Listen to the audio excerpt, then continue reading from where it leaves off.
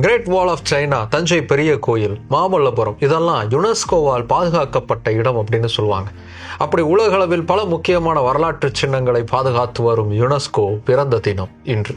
இரண்டாம் உலகப்போர் முடிவுக்கு வந்ததுக்கு அப்புறமா அந்த சாம்பல்ல இருந்து பிறந்த முக்கியமான ஒரு நிறுவனம் யுனெஸ்கோ. உலகளவில் இன்னொரு பெரிய போர் வந்துடக்கூடாதுங்கிறதுக்காக உருவாக்கப்பட்டது ஐக்கிய நாடுகள் சபை.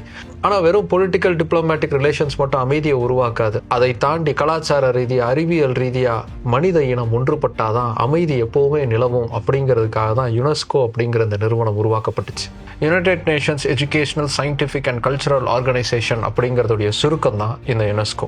ஆரம்பத்தில் 44 நாடுகள் தங்களுடைய பிரதிநிதிகளை லண்டனுக்கு அனுப்பி வச்சாங்க. அங்கே வச்சு இதை பற்றின டீட்டெயிலான டிஸ்கஷன் அப்படிங்கிறது நடந்துச்சு.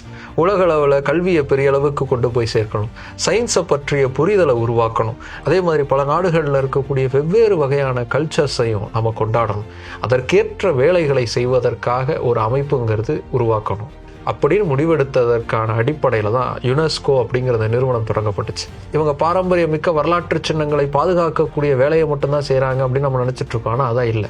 கடல் சார்ந்த ஆராய்ச்சிலையும் உலக அளவில் சுனாமி எச்சரிக்கை சிஸ்டத்தை உருவாக்குனதுலையும் யுனெஸ்கோவுடைய பங்குங்கிறது முக்கியமான ஒன்று. அதே மாதிரி உலகத்தில் இருக்கக்கூடிய ஒவ்வொரு நாடுகளில் இருக்கக்கூடிய கிராமங்களுக்கும் கல்வி போய் சேர்றதுக்கான தொடர் பணிகளையும் யுனெஸ்கோ செய்கிறாங்க.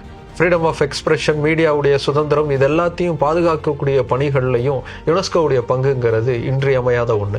இப்படி பல பணிகளில் முக்கியமான ஒரு பணியாக வரலாற்று சிறப்பு மிக்க பல முக்கியமான தளங்களை பாதுகாக்கக்கூடிய பணிகளையும், அதை பாதுகாக்க தேவையான பொருளாதார உதவியையும் யுனெஸ்கோ தொடர்ந்து செஞ்சுக்கிட்டு இருக்காங்க. மனிதன் போர் வெறியை தவிர்த்து தன்னுடைய பண்பாட்டையும் கலாச்சாரத்தையும் கல்வியையும் கலையையும் அதிகமாக கொண்டாடி மகிழ்ந்திருக்க வேண்டும் அப்படிங்கிறதுக்காக யுனெஸ்கோ 1945 உருவான தினம் இன்று.